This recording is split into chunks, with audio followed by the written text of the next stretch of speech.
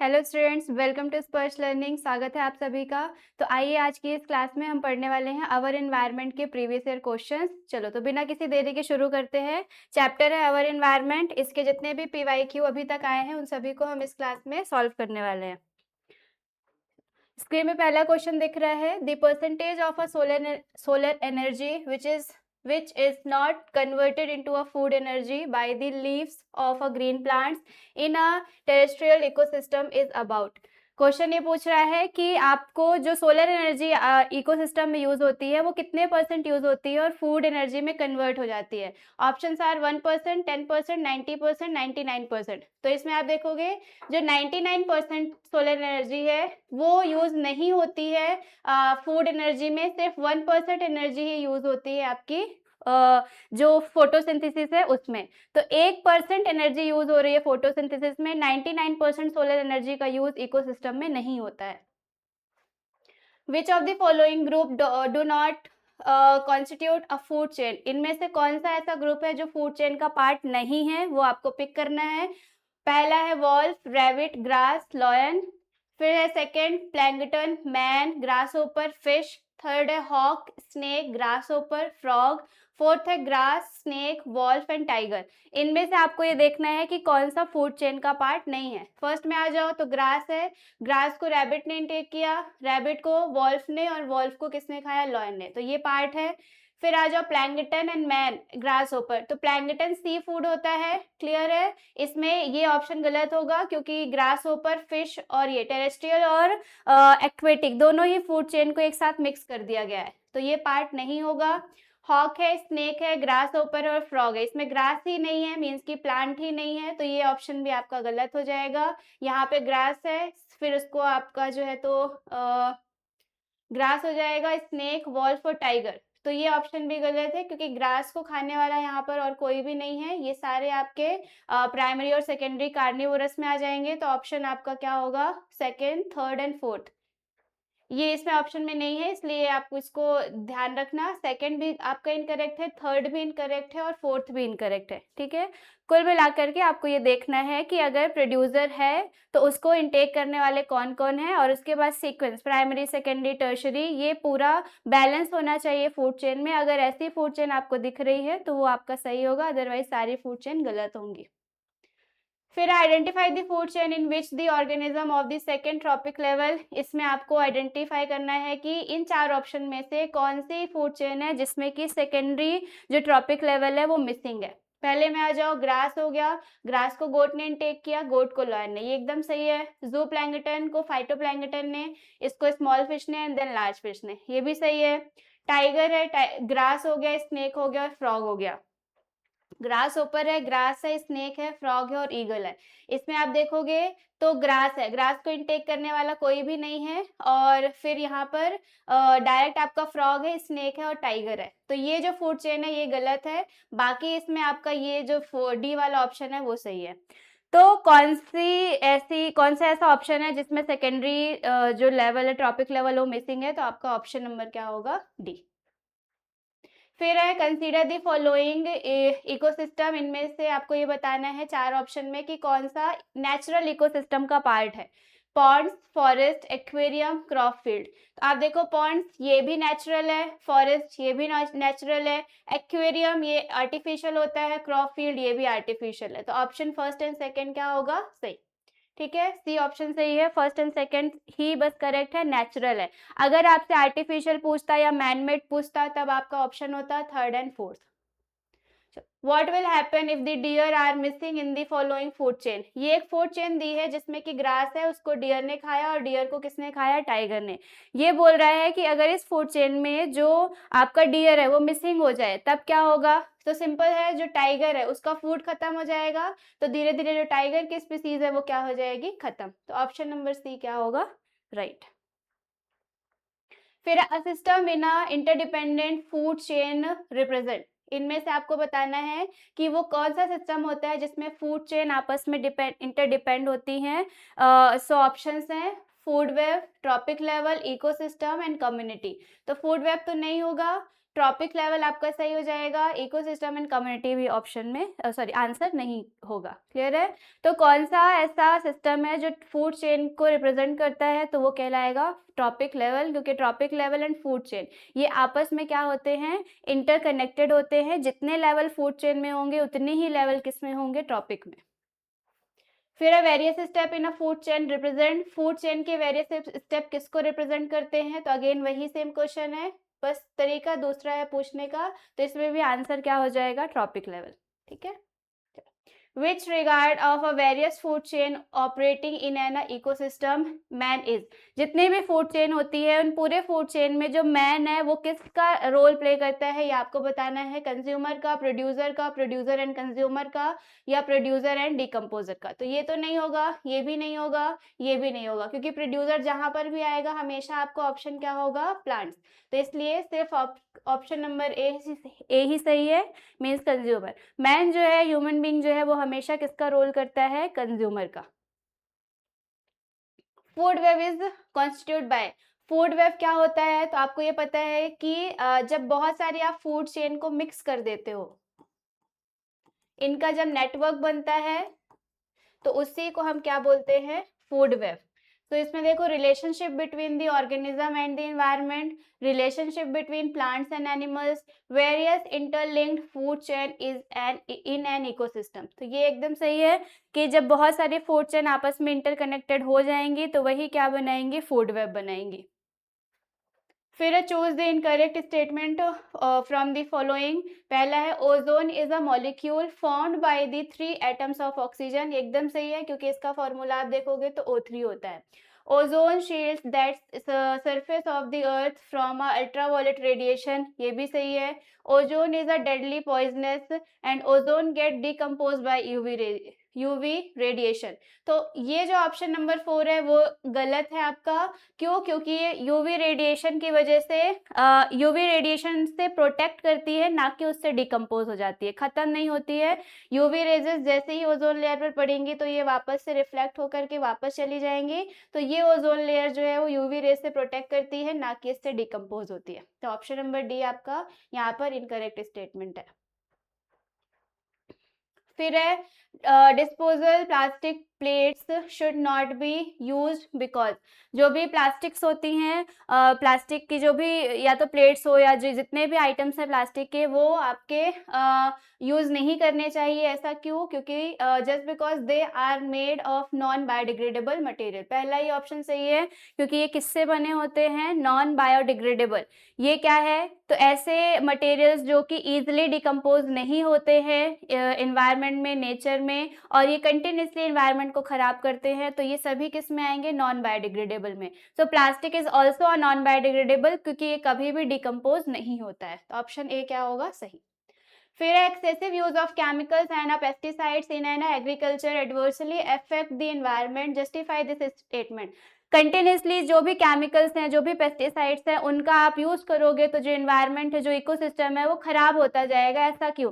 तो सिंपल सी बात है कि जितना ज्यादा आप केमिकल्स, फर्टिलाइजर्स और पेस्टिसाइड यूज करोगे उतना ही ज्यादा पॉल्यूशन होगा। ये पॉल्यूशन सॉइल का होगा, वाटर हो गया, ठीक है, एयर हो गया, और इनकी वजह से धीरे धीरे जो सॉइल की फर्टिलिटी है वो खराब होती जाती है। जितने भी ऑर्गेनिजम्स हैं, माइक्रो ऑर्गेनिज्म जो सॉइल के आसपास रहते हैं, जो सॉइल और प्लांट्स के लिए यूजफुल भी होते हैं, अगर आप ये केमिकल्स उस सॉइल पर डालोगे तो उन ऑर्गेनिजम्स की धीरे धीरे क्या होगी, डेथ होने लगेगी। और जो इन्वायरमेंट है, जो ग्राउंड वाटर है, वो सब भी क्या होंगे, कंटामिनेट होंगे। तो कुल मिलाकर के most of the time in chemicals, pesticides से एनवायरनमेंट को बहुत ज़्यादा नेगेटिव इफेक्ट होता है। इसलिए जो केमिकल पेस्टिसाइड्स है इनका यूज नहीं करना है ताकि आप एनवायरनमेंट को प्रोटेक्ट कर सको।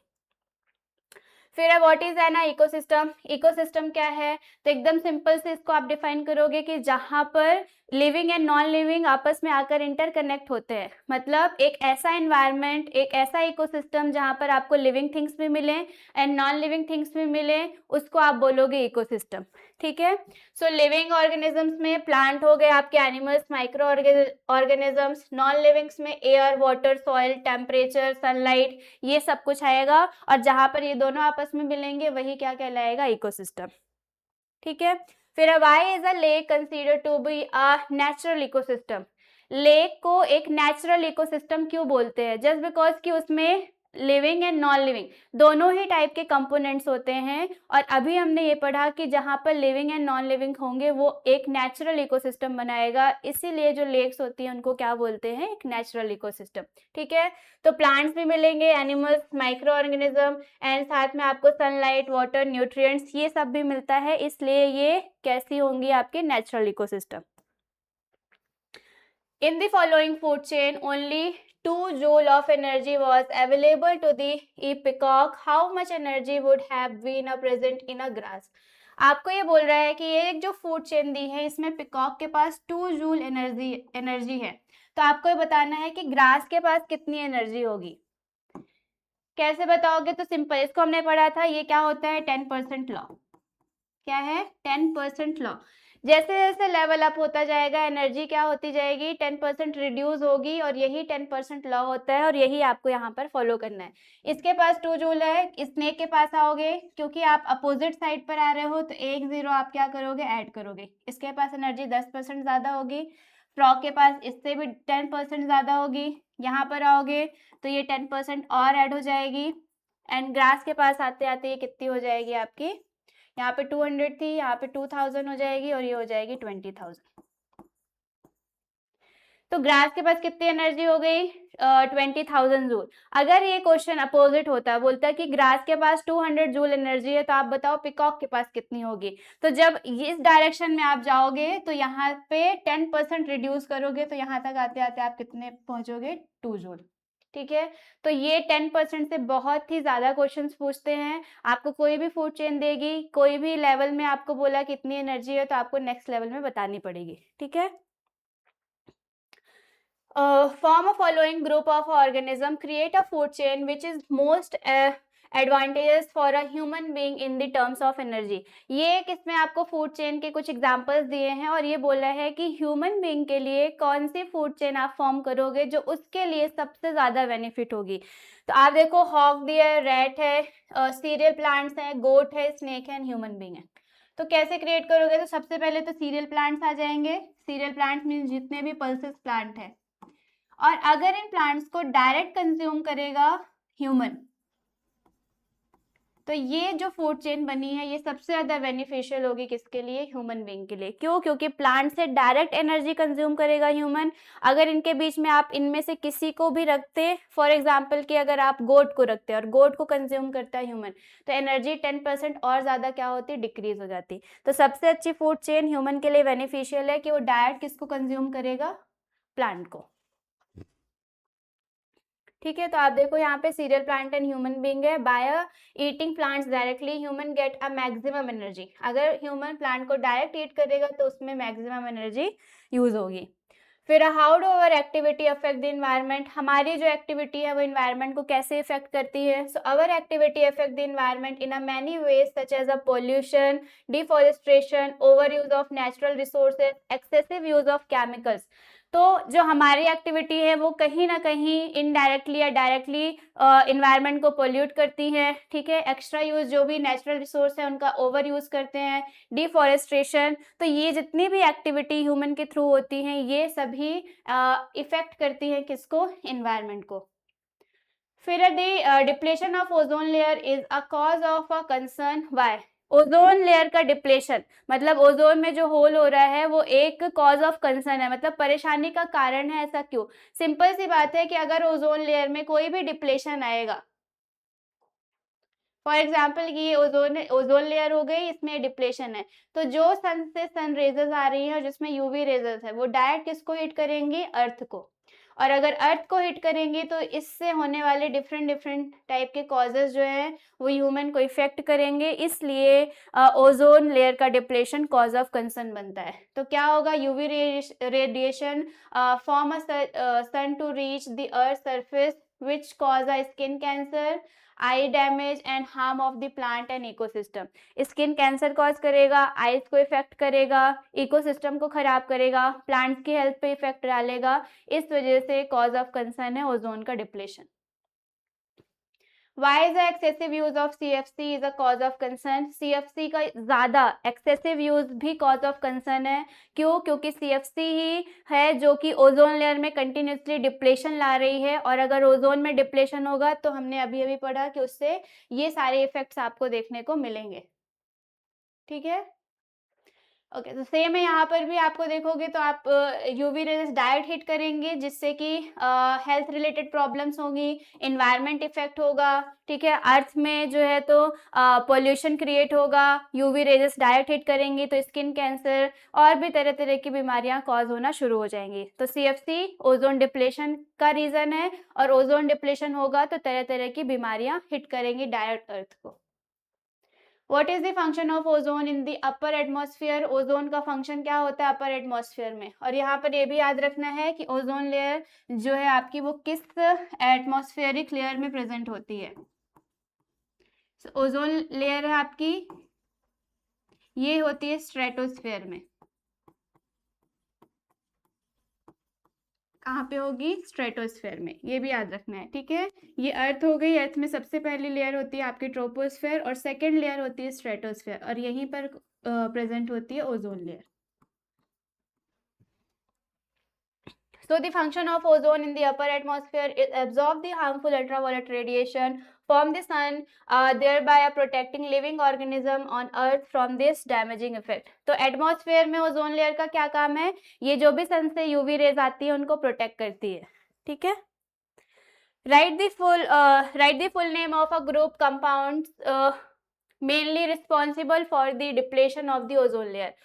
तो इसमें जो आंसर है वो क्या हो जाएगा? क्लोरोफ्लोरोकार्बन. CFC है, इसका फुल फॉर्म भी पूछता है क्लोरोफ्लोरोकार्बन, और ओजोन डिप्लेशन का सबसे बड़ा जो कॉज है वो क्या है? CFC.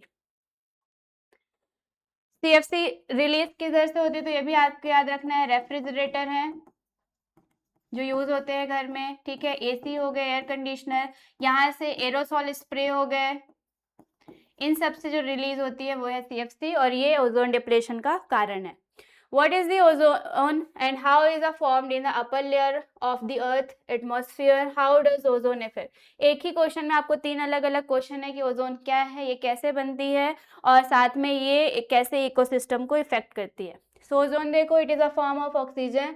It is a form of oxygen gas made up of 3 oxygen atoms.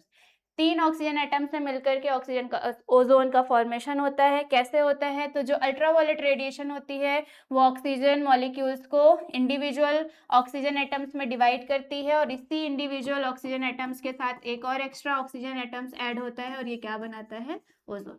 तो ऐसे फॉर्म होता है. पहले ये ऑक्सीजन है, यूवी रेज ने इसे ब्रेक डाउन किया तो ये सिंगल हो गया, और इसी में एक एक्स्ट्रा ऑक्सीजन एटम ऐड हुआ, और इसने क्या बनाया? Ozone.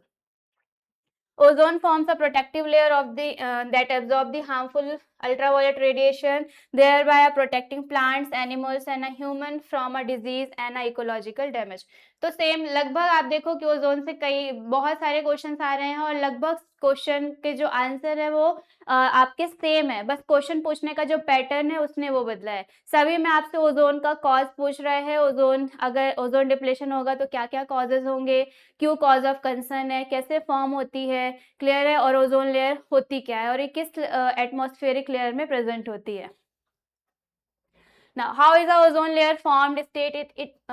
State its importance of all life forms of the earth. Why the amount of ozone in the atmosphere dropped sharply in the 1980s. तो फिर से वही क्वेश्चन है कि ओजोन लेयर कैसे फॉर्म होती है, इससे अर्थ पे क्या इफेक्ट होता है, और यहाँ पर ये पूछ रहा है कि the amount of ozone in the atmosphere drop sharply in 1980s. तो 1980s में अंटार्कटिका में सबसे पहले ओजोन डिप्लेशन देखा गया था. ठीक है. So the amount of ozone dropped sharply due to the excessive use of chlorofluorocarbon in a refrigerator, air conditioner, aerosol and a form of manufacturing which destroy the ozone molecules. तो 1980 में CFC का सबसे ज़्यादा use हुआ, जिससे कि जो refrigerator हो गए, AC हो गए, एरोसॉल स्प्रे हो गए, मैन्युफैक्चरिंग इंडस्ट्रीज हो गई, यहाँ पर एक्सेसिव अमाउंट में CFC का यूज़ हो रहा था, जिसकी वजह से कंटिन्यूसली ओजोन का डिप्लेशन हुआ. और ये सबसे पहले कहाँ पे आपको देखने को मिला? अंटार्कटिका में. What is ozone? देखो फिर से वही सेम क्वेश्चन है आपसे कि ओजोन क्या है, how and where it is a form, कहाँ और कैसे फॉर्म्ड होती है. तो इसका आंसर भी आपका सेम है कि ओजोन क्या है, आपका O3 से बनता है। कैसे फॉर्म होती है, अल्ट्रावायलेट रेडिएशन ऑक्सीजन मॉलिक्यूल्स को ब्रेक डाउन करती है और उसमें एक एक्स्ट्रा ऑक्सीजन एटम्स ऐड होता है और क्या बनाता है, ओजोन। फिर इफेक्ट ऑन इकोसिस्टम, तो कैसे इफेक्ट डालता है, तो ये हो गया प्लांट्स, एनिमल्स, ह्यूमन हेल्थ को इफेक्ट करता है। Write one difference between the biodegradable and non biodegradable waste and list to impact of each type of accumulated waste on a environment if not disposed of properly। सबसे पहले आपको difference बताना है biodegradable and non biodegradable में। And second question ये बोल रहा है कि अगर बायोडिग्रेडेबल और नॉन बायोडिग्रेडेबल दोनों ही टाइप के वेस्ट बहुत ज्यादा एनवायरनमेंट में हो गए हैं, उनका एक्सेसिव अमाउंट हो गया है, तो दोनों से क्या इफेक्ट पड़ेगा। सो आप देखो पहले तो डिफरेंस, तो waste that can be decomposed by a microorganism that is a biodegradable. Non biodegradable क्या होंगे, that can not be decomposed by a microorganism. Example food waste, paper, ये सब बायोडिग्रेडेबल में आएगा। नॉन बायोडिग्रेडेबल में plastic और glass हो गया, ठीक है। इम्पैक्ट क्या होगा, सो बायोडिग्रेडेबल भले ही इजिली डिकम्पोज हो रहा है माइक्रो ऑर्गेनिज्म के थ्रू, बट इन केस अगर इसका अमाउंट बहुत ज्यादा हो जाएगा तब क्या होगा, so produce a fuel, foul smell and a spread disease. अगर ये बहुत ज्यादा बायोडिग्रेडेबल वेस्ट होंगे तो इससे बहुत ज्यादा फ्यूल स्मेल आएगी, डिजीजेस कॉज करेगा, ठीक है। एंड हार्मफुल गैसेस रिलीज होगी जैसे मेथेन हो गया, और ये एयर पोल्यूशन कॉज करेगा। तो दो आपके इफेक्ट हो गए बायोडिग्रेडेबल से। नॉन बायोडिग्रेडेबल में क्या लिखोगे, तो ये सॉइल और वाटर पोल्यूशन कॉज करता है, inter a food chain and a harm living organism. Food chain में इंटर हो जाएगा, जैसे प्लास्टिक, कोई भी एनिमल अगर प्लास्टिक को इनटेक करेगा तो उससे उसकी हेल्थ पर क्या होगा, इफेक्ट पड़ेगा, ठीक है। Now list any two practice that can be followed by a dispose of the waste। कोई भी दो प्रैक्टिस लिखनी है जिसकी वजह से आप वेस्ट को मैनेज कर सकते हो। तो यहाँ पर दो आपको लिखे हैं, segregation of waste at a source, means कि आप वेट एंड नॉन वेट जो भी जैसे गीला और सूखा कचरा होता है वैसे ही आपको दो अलग अलग पार्टीशन करके और जो भी वेस्ट है उसको आप स्टोर कर सकते हो, सेपरेट कर सकते हो, ये एक तरीका होता है। एंड प्रॉपर किसी एक जगह पर डिस्पोजल करना या रिसाइकल करना। कंपोस्टिंग हो सकता है, जो भी बायोडिग्रेडेबल वेस्ट होते हैं, जैसे घर से जितना भी वेस्ट होगा, वेजिटेबल के पील्स हो गए, फ्रूट्स के पील्स हो गए, काउ डंक हो गया, कैटल डंक हो गया, इनको एक जगह पर पिट कीजिए और उसमें ये सारा वेस्ट स्टोर करो। 2 से 3 महीने के बाद देखोगे कि ऑटोमेटिक किसमें बदल जाएगा, मैन्योर में। तो ये एक तरीका है। Recycling, reuse, landfill, biogas plant, sewage treatment plant, ये भी कुछ तरीके होते हैं जिससे आप वेस्ट को क्या कर सकते हो, मैनेज। क्योंकि यहाँ पर सिर्फ दो ही पूछा है तो आप इनमें से कोई भी दो लिख सकते हो। आप रिसाइकलिंग भी मेंशन कर सकते हो, आप रीयूज भी मेंशन कर सकते हो, ठीक है, आप लैंडफिल भी मेंशन कर सकते हो। तो इस तरीके से आपको इसका आंसर फ्रेम करना है। फिर आ जाओ, असर्शन रीजन दिया है, a greater number of individual are present in a lower trophic level. Reason है the flow of energy is unidirectional.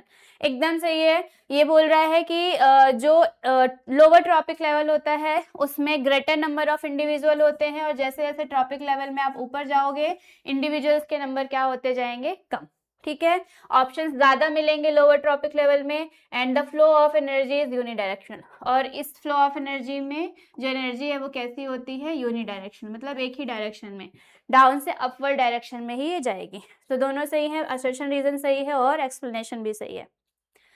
फिर accumulation of a harmful chemicals is a maximum in the organism at a highest trophic level of the food chain। harmful chemicals are sprayed on a crops to protect them from a disease and a pests। तो इसमें दोनों statement सही हैं, but दोनों एक दूसरे से अलग है, एक एनिमल के लिए और एक प्लांट के लिए है। तो रीजन सही नहीं है बट स्टेटमेंट सही है। Give a reason why a food chain can not have more than 4 trophic level. Reason बताना है कि फूड चेन 4 से ज्यादा ट्रॉपिक लेवल में से ज्यादा क्यों नहीं हो सकती है। तो वही रीजन है कि जैसे जैसे आप ट्रॉपिक लेवल में ऊपर साइड पे जाओगे, आप होते जाओगे, तो जो नंबर ऑफ ऑर्गेनिज्म है वो क्या होंगे, कम होते जाएंगे, और जो एनर्जी का रिसोर्स है वो कम बचेगा, फूड के ऑप्शंस कम बचेंगे। इसलिए फूड चेन में 4 से ज्यादा ट्रॉपिक लेवल आपको नहीं मिलेंगे, ठीक है। तो ये आपने देखा कि आवर एनवायरनमेंट से आपको कैसे क्वेश्चंस आते हैं, बहुत ही जर्नल आपके नॉलेज बेस पर क्वेश्चन आते हैं। अगर आपको एक बार कॉन्सेप्ट क्लियर है, मतलब आपने एक बार भी फूड चेन, फूड वेब, आप देखो फूड चेन से ही ज़्यादा क्वेश्चन आ रहे हैं, 10% लॉ से ही ज़्यादा क्वेश्चन आ रहे हैं, ओजोन लेयर से ज़्यादा क्वेश्चन आ रहे हैं, और बायोडिग्रेडेबल और नॉन बायोडिग्रेडेबल। तो अगर आपने इन टॉपिक्स को भी अच्छे से एक बार पढ़ लिया तो आपके ये सारे क्वेश्चंस बहुत ईजी से सॉल्व हो जाएंगे। ठीक है, तो इनको आप पढ़िए। इनकेस अगर आपको किसी भी क्वेश्चन में कोई भी डाउट आता है तो आप कमेंट कीजिए, उसमें आपको आंसर किया जाएगा। तब तक के लिए थैंक यू सो मच।